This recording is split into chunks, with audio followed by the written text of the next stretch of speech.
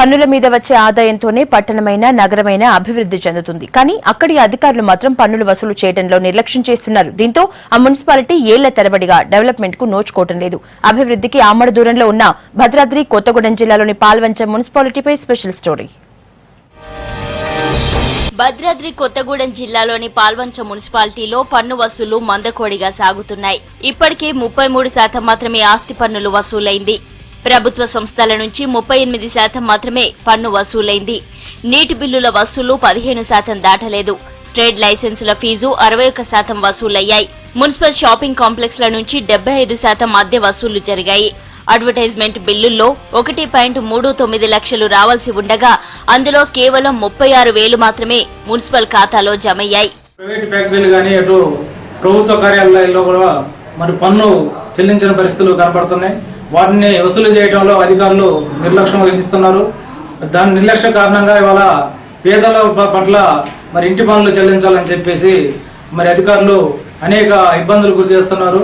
తక్షణం ప్రభుత్వం మరి పరిశ్రమలకు కానీ ఇటు మరి ఉన్నత బడా వ్యాపారస్తుల దగ్గర ఇంటి పన్నులు తక్షణం వసూలు చేయాలని చెప్పేసి భారత కమ్యూనిస్ట్ పార్టీగా మేము డిమాండ్ చేస్తున్నాం. ప్రభుత్వ కార్యాలయాలు కూడా ఎప్పుడు డబ్బులు చెల్లించకుండా ఏదైతే 97.2% పబ్లిక్ చెల్లిస్తుంటే 2.5% ప్రభుత్వ కార్యాలయాలు సెస్సులు చెల్లించలేదు. కాబట్టి దయచేసి వాళ్ళు కూడా మన ట్యాక్స్ పే చేసి 100% కలెక్షన్ రావడానికి అందరూ సహకరించాల్సిన అవసరం ఎంతైనా ఉందని చెప్పేసి కోరుతున్నాను.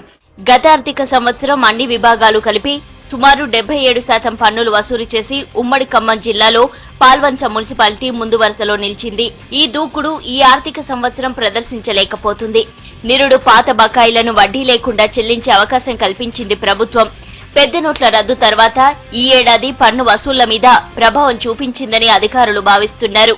పాల్వంచ మున్సిపాలిటీ పరిధిలో మొండి బకాయిలు గత 2 సంవత్సరాలు అంత ముందు నుంచి కూడా ఉన్నప్పటికీ సామాన్యుల దగ్గర అయితే బాగానే వసూలు చేస్తూ ఉన్నారు. కానీ ప్రభుత్వ రంగ సంస్థలు ఇతర ప్రైవేటుగా ఉన్నటువంటి వ్యాపారాలు కొన్ని కాంప్లెక్స్ ద్వారా రావాల్సినటువంటి మంచినీటి బిల్లులు, కరెంటు బిల్లులు లేదా ఈ ఆస్తి విలువ పన్నులు వీటిని వసూలు చేయడంలో అధికారులు చాలా నిర్లక్ష్యం వహిస్తూ ఉన్నారు. ప్రభుత్వం పెద్ద నోట్లు రద్దు చేయడం వల్ల కూడా ప్రజల దగ్గర వీలైనంత డబ్బు అందుబాటులో లేక చెల్లించకపోవడానికి అది కూడా ఒక కారణంగా ఉంది.